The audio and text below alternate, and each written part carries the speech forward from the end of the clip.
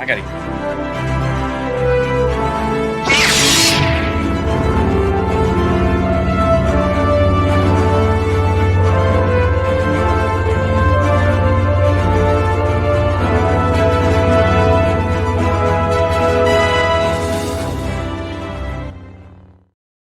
Hello, everyone, and welcome to a brand new episode of the Jedi Way here on the Outlaw Nation channel. I am Rocha Fett, also known as John Rocha, here on the Jedi Way, joined as always by this gentleman over there here who has been steeped in Star Wars history and Star Wars lore for years. Certainly the head of the KOTOR ring there on that channel of his, Star Wars Squad as well, leading that as well, but hanging out with us for the last almost 2 years now, hanging out with us on the Jedi Way, the great Kevin Smets. How are you, Kevin? Hey, I'm coming live from the metaverse right now, dude. This thing, oh my god! Right now, it's all the cameras. I have KOTOR playing up here. I got Star Wars playing up here. I got Rocha winning the Showdown Championship playing up here. Finally, yes. Overload. Let me tell you about this. First of all, this is crazy. Like my hand, it has things floating with my hand. All right, I'm gonna take this off. What is that? What is that? This is the Meta Quest 3. Okay. The meta is that, look, I only bring this up because there's been few times where I was blown away with the technology. Once was the first text message I ever got. San Diego State University. I was in the fraternity house, going to the bathroom, and someone sent me a text. And I'm dating myself how old I am. But I was like, how did he just text me saying if I'm going to go to PB right now? Like, I had no idea. Like, why did my phone have writing out? And it was my friend Todd. Shout out to Todd. Shout out Todd. The other time was when I saw HD TV for the first time. And then this has AR functions because the camera's so good on the outside now that you could wear it and look around. And so I went in my living room and it scanned my whole place. And as it's doing it, it's putting like this like geometric shapes on like the couch and the kitchen counter and everything like that. And then it maps my place. And then all of a sudden it's like an alien game where these alien like furry balls invade you, and the ceiling breaks open, and then the debris from the ceiling bounces off the couch and rolls down, so it catches the couch, and then these little guys come, and I look over the kitchen, and one pops from the ceiling into the kitchen, but now I can't see it because it's behind the kitchen counter. So in my head, I'm like, well, now it's out of memory. It's probably not right. So I sneak around to the counter, and I look around the counter, and there's the little furball guy still hanging out where he would have fallen in 3D space in my place.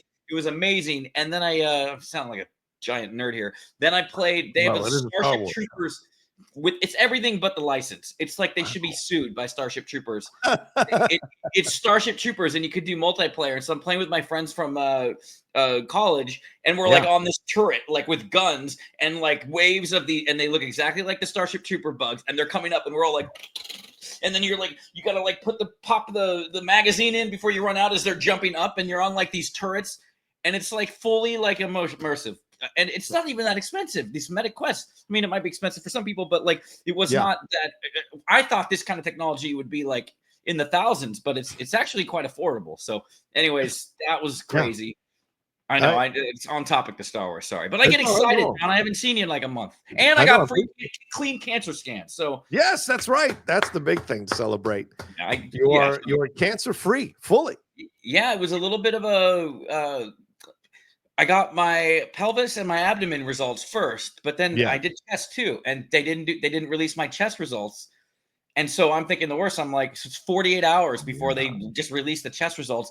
And I was thinking, oh, they probably saw the chest and they're like, oh, it's all over his lungs or something. We're going to have to call him. We just can't let him read that for the first time on my chart or whatever. So it's a little bit of dicey couple weeks there, or a couple days there. But just found out on Wednesday that I am 100% clear. John, thanks for your messages and stuff. Of course. And also the fans too, like, following up on Twitter and stuff. It makes a guy feel good. But I'm excited, man. I get to, every time I go through those, you just think the worst. So now I don't have to worry about that. That's off my plate. And I'm excited to talk Star Wars with my main man, John Rocha.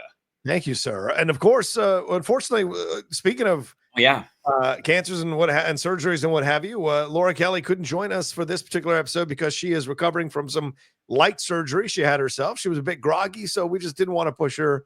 A non-cancer surgery, by the way. I don't think non-cancer surgery. Yes, of course. And she's just having some light surgery.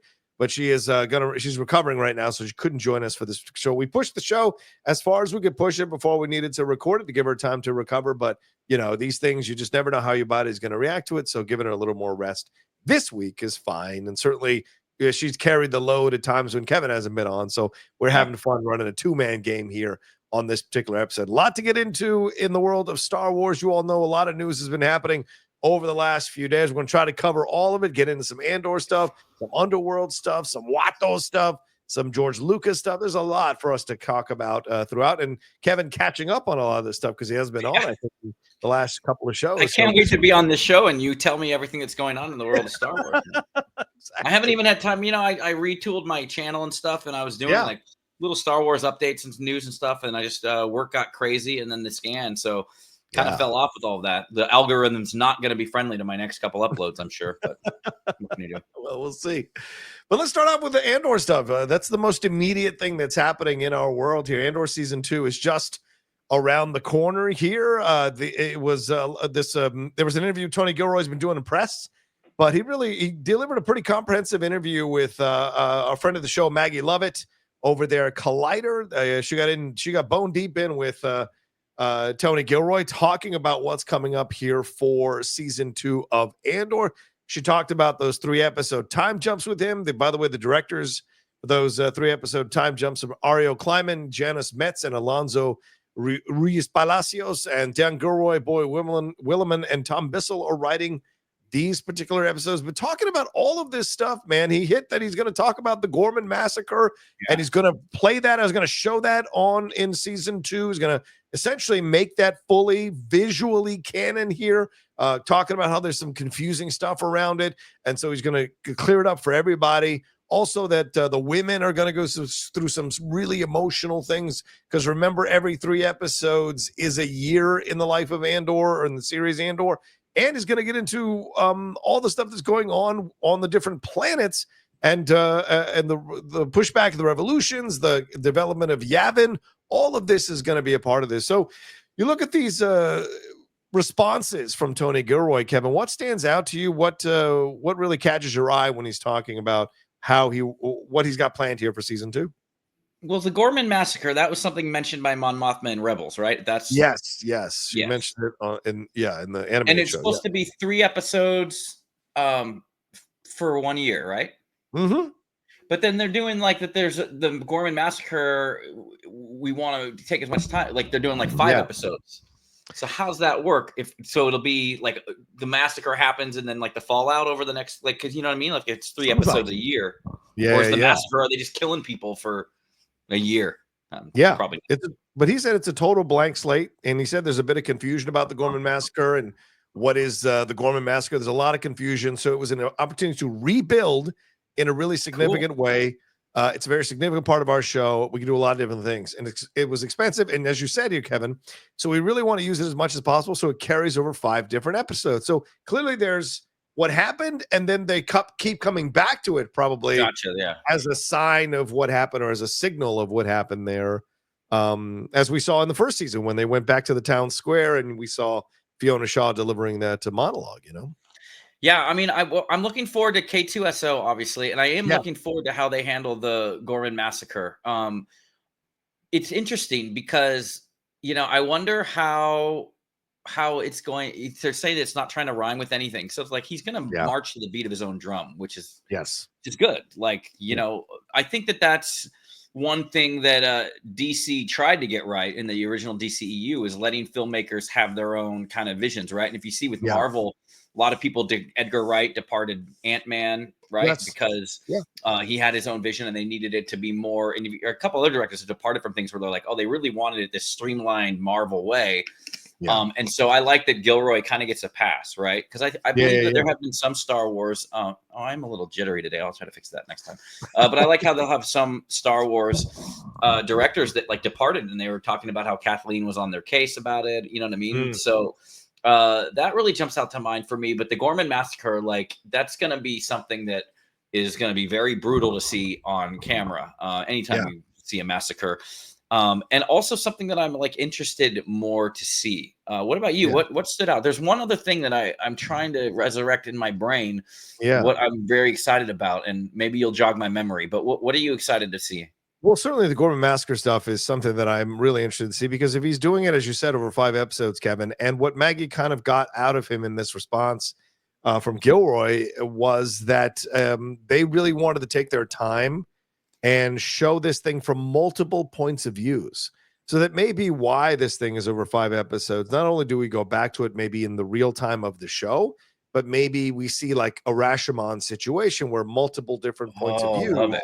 express what happened here, what really is behind the massacre, what really happened, because certainly nowadays in our world, no one can take anything that happens and goes and say, okay, this is the absolute correct, factual, 100% point of view of what happened. As we've seen nowadays, people have multiple interpretations of things that happen. People have multiple points of views of things that happen. People who are not involved in it, not in the thick of it, not in the center of it, have one perspective. People who are in the center have a different perspective. So it's going to be interesting. And certainly we see nowadays in our world, multiple narratives get concocted or created. What are you To talking explain about? why I don't see that. What are you exactly, talking about? exactly, to explain why certain things happen. So for me, that's going to be something I keep a really strong eye on, because I like that element of it in the first season. This element of it Yeah. really exploring and confronting the idea of a freedom fighter going up against this this dictatorship in essence and fighting back.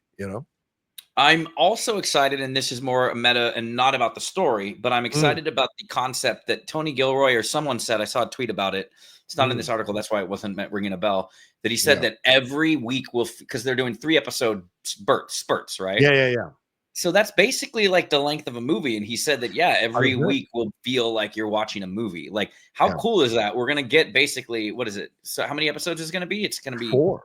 It's 12 episodes, but 3 episodes. 4 movies. Yeah. So we're getting like a trilogy, and then like the final one that's going to bridge it right to Rogue One. Like, that's cool. Like, and I prefer that. Like, I've been, even on our show, like back when I used to do Scoundrels, like I'd have a piece of paper where it was like filler episode. I hated filler episodes, like on Bad Batch, or even in some of the other shows where it's like, come on, like there's not going to be any filler episodes on this. Like, and when and if there is, or if one feels like an episodical one episode of the week, it's going to be wedged in there with like the overall narrative, and it's probably separate. And that also tells me that they are really having a story-wise a consistent thread line, which has been, let's be honest, the problem with Disney Star Wars. And so that makes me really excited. Like, that actually amped me up more than anything, than any of the details, even the trailer. Is just like realizing, like, oh yeah, we're about to get a Star Wars movie a week, and this is one that pretty much universally has been loved. I know Laura didn't like it, but it's going to be a fun ride with her to see, like, if they do things differently, or if it's going to be more of the same for her. I'm assuming it's going to be probably the same kind of style, so but I also, for me, like, I don't want to binge. I never binge something. If my wife has Emily in Paris, she watches that in like 4 days, and I'm not going to act innocent and say that I don't sit there watching it riveted with her. But but I'm kind of glad that, like, it's like it's going to be 4 weeks, right? A month of like Andor, and like that's good. Like, sometimes stretching it out when we were doing, and I love hanging out with you guys, but when we were doing like episodes for Bad Batch, and it felt like for like 4 years, you know what I mean? Like, all right, Tech's not coming back, everybody. I'm sorry, he's dead. And I did love that show, by the way. I much loved the Bad Batch crew. So. No, but you're not wrong about that. It does get a bit laborious when it's a show that it doesn't have a lot going on, and with this, it's a very clear situation. This is essentially a quadrology. They're putting out 4 Andor movies in essence over a 4-week span. Right, just remove the credits and edit them all together. It's a movie, because and the after credit scene of the 4th one will be, Kino Loy coming out of the water. But because the water was sick, and it created that scar that you see on Snoke, and you'll see that Kino Loy is Snoke. So once and for all, just like the hair gone. And and Ben Mendelsohn too. So just because I didn't get to comment on that trailer, like trailer, like I showed my wife it too. Like, I'm excited to like show her Andor, like the first season, and get her prep, because she really liked Rogue One.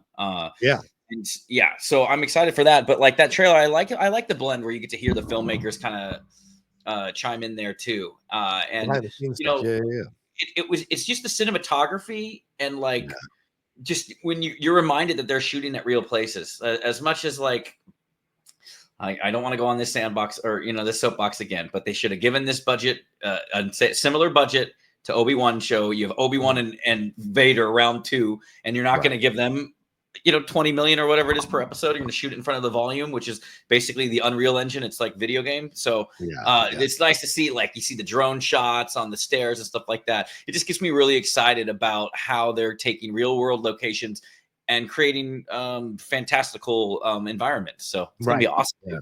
I'm amped. I like that he talked also about how much people were upset when they wrote out the K2SO was not going to be in the first season, and he now feels the pressure that he's got to get it right because it was his decision to not have K2SO in the first season. And he says that even the Disney people were not happy about it. And you gotta let him cook though. Right, exactly. And clearly he delivered a hell of a series. So now he's got to, live up to the promise, delaying our gratification for K2SO to show up. He's got to be on top of it. And he said, I spent a lot of time working on the meet cute, as what he calls it in this interview, and having to make sure I got it right because they indulged me to let me delay it. Now I got to make sure I deliver on the delay so that people enjoy their interactions and they're coming together. So it's pretty cool. Pressure. I like it as an element of this as well. And also when he talks about the female characters, this is what he says: the 5 women, what they go through. Cassian is sort of a Star Wars Jesus running through there, this messianic character running through the middle. We know that story and it has its own complexities, but really I think the surprising and shocking emotional punch will come from the collateral damage and triumph of the people around him. And he said, if I don't make you cry, I will be very unhappy. So clearly, dude, we're going to see these ladies go through some tough stuff in this show with Mon Mothma, with everybody involved in this. What's the girl's name again? Is it Bix? Oh, yeah, Bix. Well, clearly Bix. She has the PTSD from the torture. Yeah, 100%. Yeah. Shout out to Brandon Hanna, who he has a special love for Bix, but I don't feel like Bix is going to make it to the end of this series alive. You're talking when you see the words collateral damage. Yeah. Are you telling me Brandon Hanna has a thing for a Latina in a Star Wars? That's that. Why doesn't sound like Brandon Hanna to me at all? Why? That's so shocking to me. What? His girlfriend Sabrina. That's what I mean. Oh, it's a pattern. Went right over my head. I'm an idiot. Love you guys both. But yeah, I think, dude, there's going to be some death counts here. Obviously, Mon Mothma will live. I'm curious. We're gonna have Saw Gerrera. Deidre dies, doesn't she? She would have to die, right? Yeah, but probably by we got to get Krennic to do something dastardly. Oh yeah, Orson Krennic. Yeah. So yeah, I'm excited about Krennic being there too. Yeah. Are we blind? Deploy the garrison. Or as I used to always text Mike Kalinowski, the line from The Dark Knight that Ben Mendelsohn did. Come on, call some girls. Call some girls.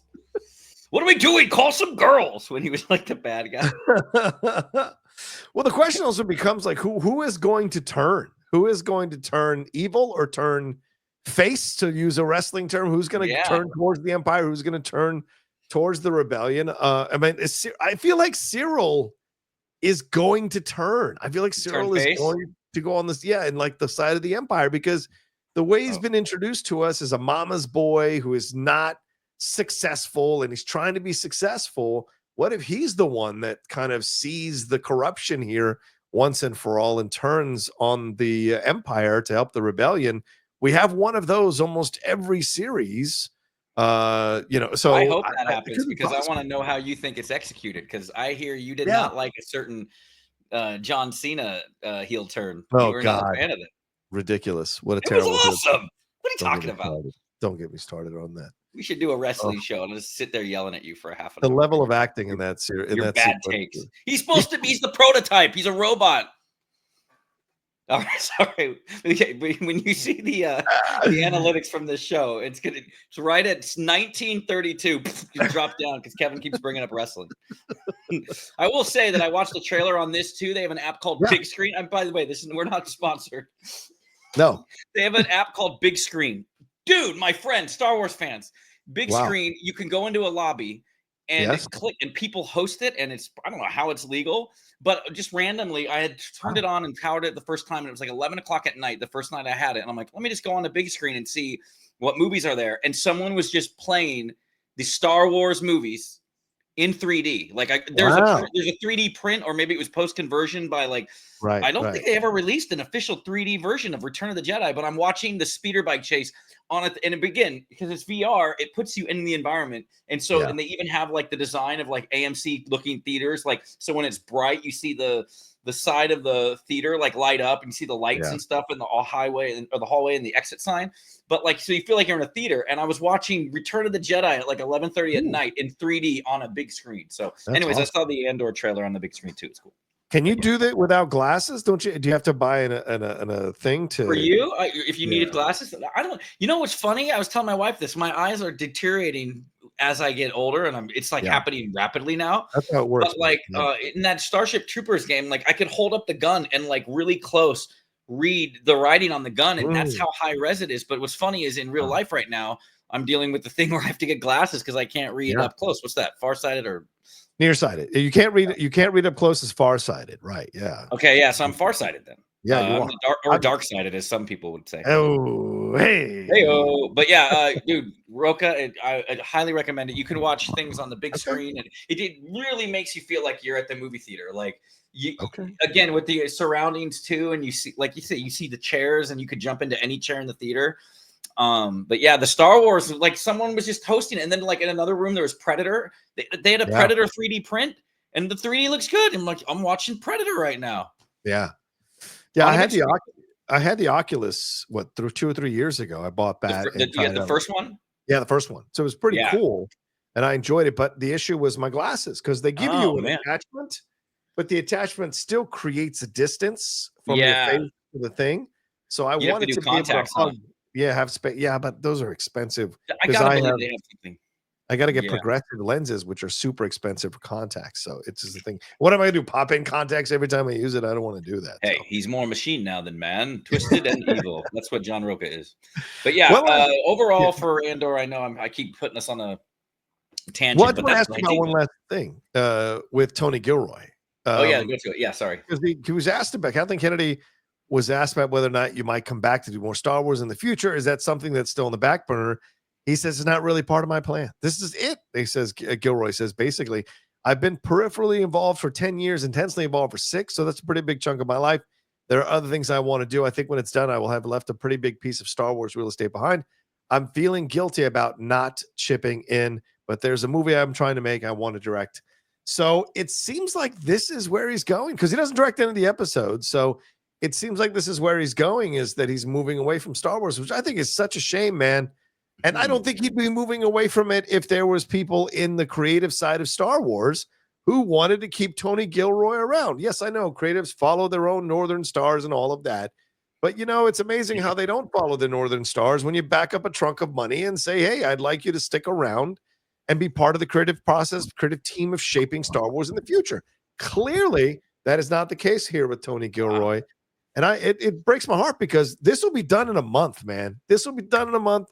And he said he had no input in the release schedule of these episodes. He did not shoot them to be released in 3-episode blocks, but that's the way they're doing it because of Emmy nominations. They want to get Andor and nominated. So in essence, we're going to be done with Tony Gilroy in a month. Once you think he's mad about that? Is it like a Nolan thing where he was mad about HBO Max and all that? Oh yeah. I don't think he's mad about it. I think it's very clear that Filoni, no matter what people try to claim, does not like the Andor type of Star Wars and doesn't want that to be part of Star Wars. And since he's the chief creative officer and will most likely take over for Kathleen Kennedy once she steps down, then I think this is what they're doing, is pushing out these kinds of creatives, which is a shame, because I think this is some of the best Star Wars. It's peak Star Wars, in my opinion. And I like Filoni, but I hope he doesn't take over, because I heard a rumor, and I've heard it on more than one show, people that we know, that he doesn't like KOTOR. He doesn't like Knights of the Old Republic. He doesn't think, and I think a lot of it is because of a lot of people don't like the concept of gray Jedi, or not that I don't consider Revan gray. I think he came from one side and that back to the other, and right. Yeah, he doesn't like Knights of the Old Republic. So Yeah. if that happens, I don't know if there'd be a Revan movie in the cards or anything like that. So, but maybe look, even when Triple H, another wrestling reference, but like Triple H took over, and I think there were some things that he wasn't a fan of, but he knows the fans like, and he's not quite like Vince, where he's going to be like, no, I'm gonna, damn it, no. Like he's, I think he'll listen to the fans. So maybe because Dave has his fingers more on the pulse with the fans. Yeah, hopefully KOTOR can still happen, but. Yeah, that's a shame that it's gonna. Yeah, I mean, I'm excited for the process of it happening in 4 weeks. But you're right, like all of a sudden it's going to be done. Yeah, Gilroy will be gone, which would really. And he didn't do any directing, but he wrote all of it, right? No, he didn't write all of it. He shared writing duties with 4 other writers that were a part of this thing. Dan Gilroy, Boy Willimon, and newcomer Tom Bissell. He also talks about having a room full of writers. So clearly there were writers' assistants or maybe writers that are required to be there as a part of the WGA thing. And so they were all kicking around ideas about how this all went down. So yeah, be curious to see what we're going to get. And we're only days away from that season 2 coming out. Yeah, when's it premiere? April 23rd, I think it is. Let me take a look real quick. Kobe Fist. Sorry about that. I had the date when it finished. I don't have the date when it starts. Yeah, is it April 22nd? Sorry, I was off by a day. April 22nd it premieres with 3 episodes being released each week. So when you say that he feels bad about not chipping in, what is he talking about? I think he just feels like the moving on from Star Wars. I think he's going to feel bad that he's not going to be chipping in anymore because other people are going to be doing that. And, he feels guilty that other people will have to take the brunt of it when he could be there helping out. So I think that's all. Season 2, Gilroy announced Acolyte season 2. Holy shit. If they made that move, I think people would jump on board with that 100%. That would be the way to bring it back. Yeah, nothing against Leslie, because I think she was hard done by. There's your clickbait title for this episode, guy. Tony Gilroy, Acolyte season 2 with like an arrow, the red arrow, and then like the circle. Yeah. Yes, and then our faces. Yeah, with laser eyes. And then us on the bottom, like ah! Exactly. Let's move on to Underworld, brother. Let's talk about this. This is also a little piece of news that dropped last week, or earlier this week, rather. Star Wars producer Rick McCallum was on the Young Indie Chronicles podcast, which I didn't even know existed. It's pretty cool. I didn't know that either. I love that show. He teased what would have been Star Wars Underworld, an ambitious television series that was one of the last Star Wars projects Lucas was working on before he sold the franchise. The series was set between the events of Revenge of the Sith and A New Hope and would have acted as a bridge between the original Star Wars trilogy and the prequel trilogy, the latter of which McCallum produced. He said, I think we had over 60 scripts, like third draft scripts of this thing, noting that they brought in the most wonderful writers in the world. These were dark scripts. They were sexy. They were violent. They were absolutely wonderful, complicated, challenging scripts. But he said the series would have blown up the whole Star Wars universe, and Disney would have definitely never offered George to buy the franchise. And he says it is one of the great disappointments of our lives. The problem was that each episode was bigger than the film, so the lowest I could get it down to with tech that existed then was $40 million an episode. That is a hell of a price tag for a series. But Kevin, there was so much in this that would have been amazing to see at that time. What are your thoughts on these comments from Rick McCallum about what Underworld was going to be? Where those photos come from? Is that from that like proof of concept they did or something? Yes. From the Harvest Studios proof of concept that they released. Video. Well, how much is each Andor episode? Like what, 20 million? Oh, that's a good question. Like, why are we so shocked right now that like this show, which would have, again, without the volume, without that tech, would have been expensive. But while he's looking that up, I have some details I had dug up. This is one where he had brought up. We were talking about 20 million. You're 20 million, right? So it's double the price. The price. And obviously, because George Lucas, it's going to be all green screen and CGI before all that. But the stuff that the stuff that piqued my curiosity, aside from I think it would have been an HBO show. Like, and that's another question. Then how much is like a Game of Thrones episode in its height? How much would one of those episodes cost? I don't know. Let's take a look. But keep regaling what was going to be on there. Yeah. Yeah. So while he takes a look, I could say that in a previous interview, and this is like in 2008, he talked about some of the stuff. It was going to be brand new characters, a group of people that we hadn't seen yet, except for Boba Fett. We'd have Boba Fett. He'd be kind of like the thread line. And there was even other Star Wars fans have dug up other concept for the series, including a 2-episode arc where we'd see Darth Vader trying to quell an uprising in Coruscant. Yeah. Feels like Andor-ish kind of thing. It would have been a mix of new characters and legacy characters.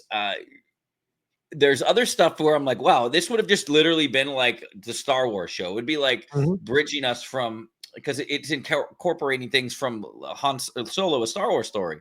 Yeah. Johnny Hoey, I'm sorry, buddy. You might not have gotten your Han Solo movie if this happened. We got, in addition to Vader's anti-uprising storyline, there were scripts dealing with milestone events like how Han Solo and Chewbacca met, how they started working together, how the plans for the Death Star were obtained by the rebellion. So basically Rogue One, probably in a 2-episode arc, 3-episode arc, and how Lando lost the Millennium Falcon, and even one revealing, this is what I saw, the tragic love story, backstory of Palpatine. Apparently he was going to get his heart like crushed into a million pieces, which is our very own lightning slinging emperor would have had a tragic love story. Or too bad Laura's not here. I would say just read the novel Plagueis. It's fantastic. But yeah, so that sounds like it would cost $40 million an episode. I don't know why we wouldn't why we care about that. Mandalorian costs 12 to 15 million an episode. So yes. And inflation too. So yeah. I don't know. Yeah. I loved her, Kevin. I loved her with all my heart and soul, and she crushed me into a million pieces. Kill the galaxy. But when he's having fun, when he was with her and he was like, unlimited power. That's probably like how he, wrapped things up. Sorry. Yeah, exactly. So to speak. We know it's a boys' show today when I'm talking about Palpatine and his climax. Let me flow through you. Yeah, there we go. Yeah, anyway, go ahead. Yes. I feel the Force inside you. Sorry. And I'm canceled. This is my last show. Game of Thrones episodes was 6 when it started out, 12 in the middle of the seasons, and then 15 per episode in the final season. And House of the Dragon now is currently 20 million an episode. Yeah, so it's still coming in $20 million less than what they were anticipating for this film, or this show rather, 40 million an episode, which is crazy. Yeah, I mean, that's probably, I wonder if HBO would have taken the bait and bought it, or Amazon back. They didn't have that back then. It wouldn't be around. It would have to be HBO or Showtime. Yeah. Tudor style, or I like listen to these writers though, man. Matthew Graham, who did Life on Mars, which is a great British show. Chris Chibnall, who did Broadchurch and Doctor Who. Stephen Scalia, who did Jericho, Blood and Treasure. Terry Cafola, who did Britannia, which ran for like 7 seasons, I think. Fiona Serres, who did Kin, which is a great Irish gangster show with Charlie Cox, Daredevil. Louise Fox for Glitch, and Tony McNamara, who did Cruella, The Favorite, and The Great. That's a hell of a writer's room. It would have been amazing to see what they would have done with this approach. And clearly this was not going to be, this was not going to be pew pew Star Wars. This was going to be Andor type Star Wars. And I would have been so excited to see that. So 40 million an episode, dial it up, put it on Kickstarter. I think people would love to have seen it. But I think you're right, Kevin, as well, what you said, that a lot of these stories sound very familiar to stuff we got eventually in a different format throughout the new Disney Star Wars. So elements of it certainly work. And think about it too, and it kind of talks about it. Had this been made, characters that were later made famous by Clone Wars could have been made famous by this. Yeah, good point. Yes. Ahsoka, Cad Bane. I mean, I don't think Ahsoka, because Clone Wars more, but like maybe Cad Bane. Yeah, the reverse, right? Like the idea of things coming live action, then being animated, right? Would have been interesting to see how that could have played out. But I don't know if this idea of like, Disney would have never bought it. I think that's a little swaggering from McCallum, because you don't know. The fact that it's successful is what's important. And if it made a lot of money and was still dark, I think Disney would have considered it in the end. The thing is, they may not have needed to sell it if it had been this successful. George Lucas could have been riding high on a 60-episode Underworld series, Here's where, and I don't see it in this article, but I saw it somewhere else. Didn't who was he, HBO or someone he pitched it to, they were like, yeah, you got to do a pilot first. And he's like, no, all or nothing. And so George kind of big strong armed them, and they ended up walking away from the deal. Yeah. Damn, who knows? Who knew George is a power player like that? He's got a healthy ego, Kevin. He's got a healthy ego. Like what's 60 times? I'm bad at math. My wife usually had 60 times 40 is like 240. So $2.4 billion. 2.4 billion to make it. Right. Yeah, no one's gonna say yes to that, George. Give us 10 episodes, man. We'll talk later. We'll make action figures. You fund your season 2. I mean, 6 times 4 is 240. 60 million times, or 40 million times 60. That's 2.4 billion. That would have been a lot of money to spend. And how do you recoup? As Trump would say, a lot of money. A lot of money. 60 times 40. Yeah, dude. That's a lot of money. Right. The thing is, they could have probably got it done. They could have got it greenlit probably if they were willing to reduce the budget. And I imagine they probably would have been if they had been able to get the green light. But as you said, George Lucas kind of big timed them and said, I don't audition anymore. You give me the part. Essentially is what he did there. But I mean, clearly the prequel trilogy didn't work out so strongly at the time. Certainly now it's much more reappreciated by people, but at the time there was a lot of negativity, which is what led to it being sold. So there's no guarantee that just because you have this room of writers and George Lucas at the helm, that they would have delivered a great Underworld series. It might have sank the franchise even more if those had come out and weren't good. So, it's a great what if for sure to consider in the history of Star Wars. Anything more you want to say on this before we move on? No, I just always love hearing about things like that. Maybe one of the scripts will leak someday or something. Oh yeah, that would be fun. Yeah, what do you think about that? Real quick, to finish off the Gilroy story, he said he's not releasing any of the scripts from season 1 because he doesn't want to give AI more tools to use to adapt and copy the I didn't know that. That's interesting. Wow. Yeah. So he's worried that it gets fed into the AI. Yeah, Maggie asked him, said, I know when season 1 had finished airing, you mentioned you were going to release the season 1 scripts. Is that something that's still possibly happening in the future? He said, I wanted to do it. We put it together. It's really cool. I've seen it. I loved it. All AI is the reason we're not. In the end, it would be 1,500 pages that came directly off this desk. I mean, terribly, sadly, it's just too much of an X-ray and too easily absorbed. Why help the fucking robots anymore than you can? So it was an ego thing. It was vanity that makes you want to do it. The downside is when something's online in the movies, can't they just take You're right. When I put in can't they just do a transcript? I'm sure. Anyway, Yeah. The robots are always going to win, Tony. Sad truth. You should know that as a Star Wars fan. Yeah, exactly. Yeah. All right, let's move on to this, man. Watto situation. What is it, Kevin? You wanted to put this in here. Talk to me about why you want to put this in here, because it seems like reports of Watto's demise have been greatly exaggerated. What's the situation here? Well, I can't find it now. I wanted to show the I lived bit. You know that meme, I lived bitch?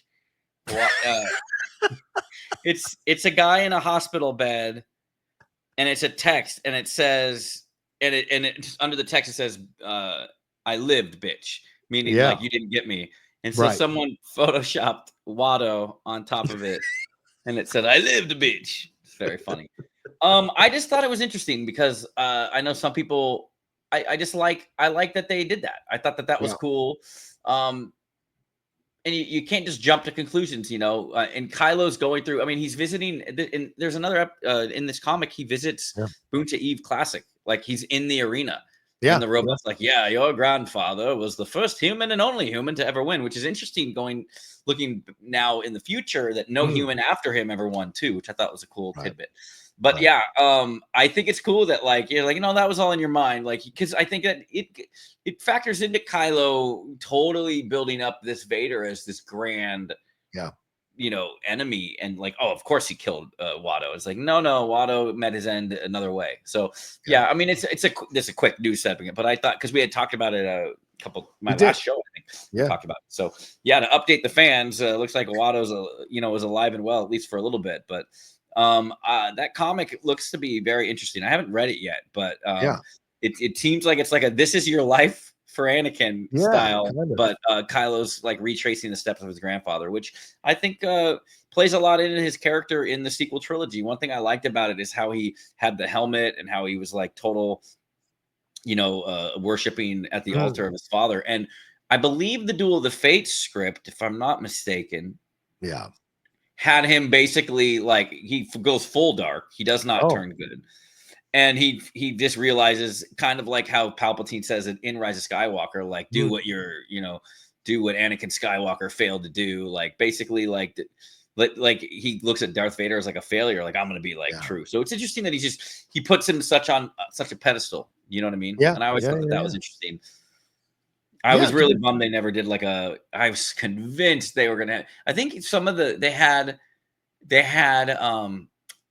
leaked concept art, and it's in the art of The Force Awakens, where they were going to have Hayden Vader / Anakin hybrid Force ghost that keeps he's like, which kind of a cool story, but he's kind of in purgatory because he died redeemed, but he had so much dark in him that he's like a half like Vader, half Anakin. Like Anakin's popping out, but then Vader comes back in. I don't know who he was going to speak to. I'm sure it was going to be Kylo Ren. So that I was convinced that was going to happen, but yeah. Yeah, I saw a tweet. Someone put out like all these people sitting around with Kylo as a child, and then like, why didn't anybody tell him about his grandfather? Why didn't that he went to the light and all this kind of stuff? And it's like, man, you could tell you know how it is. You tell your family whatever they want. They're going to believe what they want to believe because it fits their narrative. We're seeing families being ripped apart nowadays because they believe whatever narratives they want to believe about situations. So what makes people think that just because they explained that Vader went to the light, his grandfather went to that he wouldn't still have walked down the dark path, because maybe he felt him going back to the light wasn't the right thing because of Kylo's experience with his two parents who went to the light, and they were pretty shitty in raising him, because that's what led him to go run away from home, become part of the Sith situation. So that's interesting. Good take. I like that. Yeah, I'm curious. Human beings. If they did tell him, and he was just like, but he was just like obsessed with I like the idea that he was dark, and I'm going to finish what you started. I've finished what you started. Now, you failed, Vader. I'll pick up the pace. Yeah. I need to have my own voice. I need to find my own strength. I'm going to go down this path like you did and see if I can reconnect with you. People have a thing about family. So it's well, congratulations, Watto. You survived yet again. Although, to be fair, he's a pretty terrible person. So it's not like we should be waiting around, mad that he's killed, for God's sake. So all right, let's move on to this story as we wrap up our episode. Hey, he let Shmi get married, man. He sold Shmi probably at a discounted rate. He felt a little bad. Yeah, and we saw what happened to Shmi, though, for God's sake. All right, this one is a really interesting one, Kevin. That's the fault of Lars. They should have protected her, man. I will say the Revenge of the Sith novel is great, and the opening chapter has a dinner with Owen, with Klieg, Lars, and with her, and they end up getting in a food fight in the kitchen, and it's like so adorable. Like you see that they had this happy family life, and it makes her kidnapping. You actually hear about the kidnapping, and then you actually see, I think I talked about it before, that you see the riders like race out to go get him, and Klieg lost his leg because they had traps. They had these wire traps and all the speeder bikes, and he gets his leg like cut in half or whatever. But they open with this like scene that kind of, when I first read it, it reminded me of the scene in Logan when Logan and Professor X is with that family before all that. Oh, yeah. It's kind of like that. You're feeling like this home, and that Shmi's out there, and it's the day of Anakin's birthday that they're having dinner, and they're not celebrating per se, but she goes out to and just is thinking about like, oh, this is where it's Anakin's birthday somewhere out there. Interesting. A great read is the novel of Revenge of the Sith. Okay, good recommendation, man. Yeah. Let's move on to this story, Kevin. George Lucas is apparently in Phantom Menace, and people have finally found it after 25 years. This apparently became a news story over the last few days. After 25 years after the blockbuster brought a galaxy far, far away back into cinemas, yet another subtle Easter egg has been found. And this is a small tribute to George Lucas, who you see there in the yellow frame in the scene on Naboo where Queen Amidala and her guards are outgunned by droids. There's a wide shot with an archway in the background.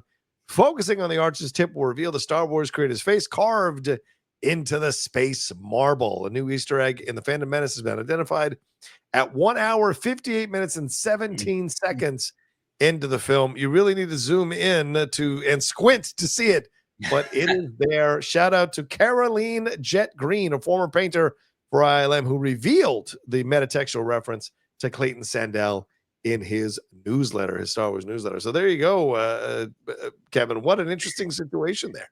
This is what happens when you let me pick some news articles. I do Watto living. I do fucking George Lucas, like, but I like these like little tidbits. I like non-review episodes sometimes. Yeah, if it goes further, she puts a little nod to Lucas in for fun and recalls needing his approval when she pointed it out. And George is really quiet. He looks at it and he goes, "Oh, naughty, naughty," and said, "Yeah, but it's you. It's your face." And there's silence again. She remembers. And I'm just sitting there with everybody. And for some reason, I can't describe the feeling, but I knew I wasn't going to get in trouble. So that's just kind of like cool behind the scenes that like George is like, okay, I'm gonna let it go. But I love that it's like 26 years later. And how did no one ever spot it? I know. And that's amazing too, because of so many people who pour over frame by frame of these Star Wars movies in order to do videos on them. And Kevin, this seems like a great 5-pointer. In the showdown of the Star no Wars. Way. Oh man, that's a horrible 5-point. Oh my God. Can you imagine? At 158.17, a certain face pops up way in the back in the archway. Who is it? Look, in 26 years, there's memes going on, and someone says someone joked on Twitter or X, sorry, not Twitter, about learning something new in the Phantom Menace before playing Grand Theft Auto 6. How John Cena turned heel before playing Grand Theft Auto 6, and now this. So that is good. Man. It's great stuff. You're learning facts, bro. Interesting facts. Facts, bro. Any other Star Wars news you want to talk about? Any other Star Wars stuff that you feel it needs to get addressed? Do you have any thoughts on the Kathleen Kennedy interview on Deadline? You didn't get a chance to talk about that on our show a couple weeks ago. I didn't even see it. Yeah, I'd be kind of lost. I feel bad. I would have done a little more research for that.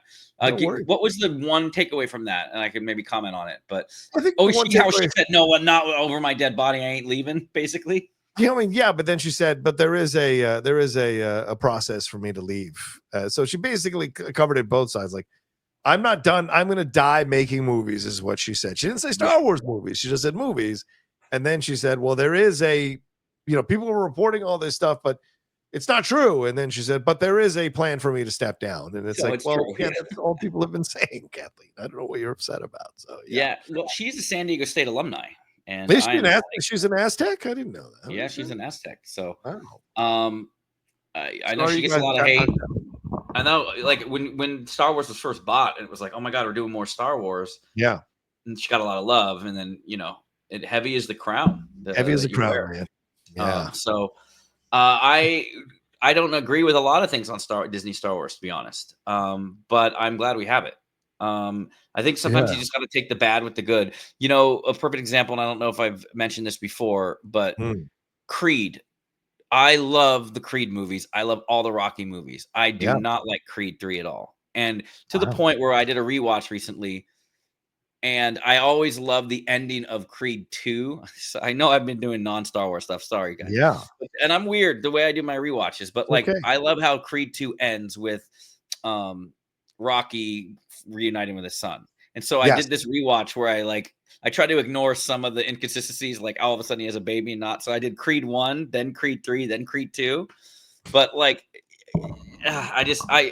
for me, I just didn't like that Rocky was too big of an absence. He was missing, right? To me, it just felt like you're not even going to mention him or have a picture of him in your mansion or anything like that. And that's because Rocky had a falling out with the producers and stuff like that. So that was a shame. So, and I only mentioned that because the same way with Star Wars, I don't love everything that the new Star Wars is, but I still have Creed 2. I still have Creed 1. I still have Rocky 4. I still have Rocky, the original, right? I still have my favorites. And you can have your favorites in Star Wars. Yeah. And yes, when it's shitting on canon, you might think, or when it's not the way you would go, I sympathize for you 100% because it's happened to me a couple times. Believe me. But at the end of the day, as long as we're going to get Tony Gilroy Star Wars, Kathleen Kennedy helped us get Tony Gilroy Star Wars. Yep. Kathleen Kennedy, whether the execution was off or not, got Obi-Wan versus Vader again. We never thought we'd see it, right? So we got Star Wars visions. Yeah, visions. Yeah. So I hope that in the end, she'll get her flowers too, but she can't she can't come away without some blame too.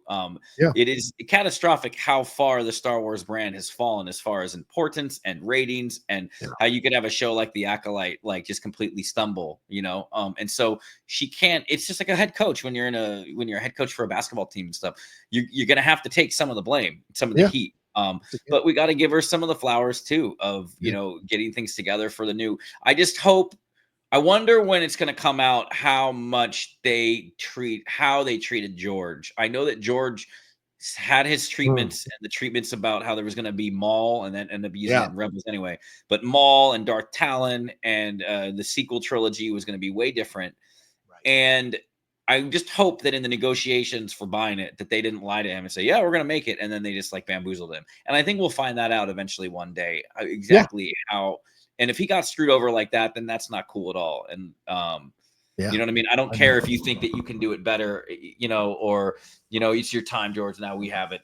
And I feel like George has been very vocal that he hasn't liked a lot of the things they've done. So I don't know at the end of the day, if we're going to celebrate her as, did she destroy Star Wars? I think a lot of people would say that. Or, is she the one that at least, is she going to get her flowers for, hey, getting Star Wars back on the big screen? What do you think? I think in the end, and we got to wrap up here. I think in the end, because the thing with Kathleen Kennedy is that it's just like George Lucas. Things are cyclical. These generations of fans are going after her to get rid of her, just like they did after George. People have a nostalgic, fuzzy-eyed remembrance of what happened. I lived through it. I was there. I was an adult. Fans were. If we had social media back in the 1990s and early 2000s, like we do now, you'd have seen multiple videos destroying George Lucas, going after him, sell it, you're killing it, blah, blah, blah.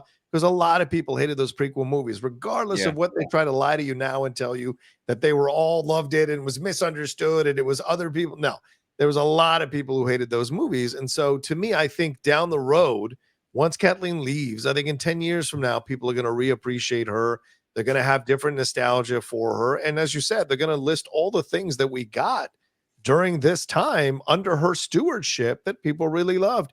And almost no one mentions the books, which have been excellent, the comic books, which have been fucking phenomenal. Yeah, maybe the video games haven't 100% gotten there, but those are all under her watch.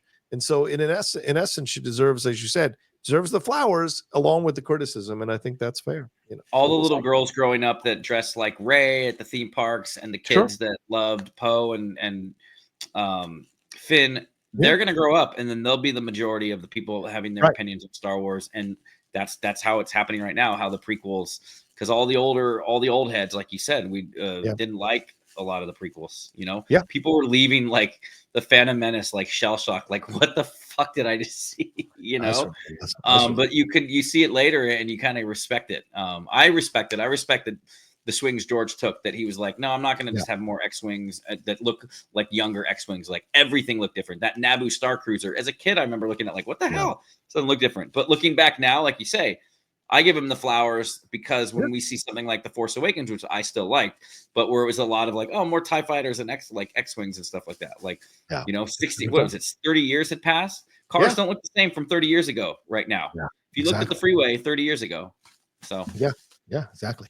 Well said, Kevin. All right, well, let's wrap up there because I got to jump on to another show live. Thank you so much for hanging out with us here on the Jedi Way. You guys have been amazing. Love all the comments down below. Please remember to hit a like on this video, share it on your social media, and let us know what you thought about all the topics we talked about on this show and anything we missed. We'd love to hear from you guys. Keep it civil as much as you can. Kevin, another great show. Please let people know where they can find you and follow. There's no time. I saw the clock. I feel bad. You got to go on your live show. Kev Smets. I love everybody. Thanks for the cancer comments or the clean, all clear. I love it. And may the force be with you. And to quote the great Laura Kelly, I'll let you say it, Rocha. Remember your. You better not fuck this up, man. I can't believe you said this to Laura. She says it all the time. It determines your reality. Your focus determines your reality. There it is. It's because I got to jump into the show. All right, thank you. Oh, you're screwed, man. You're screwed.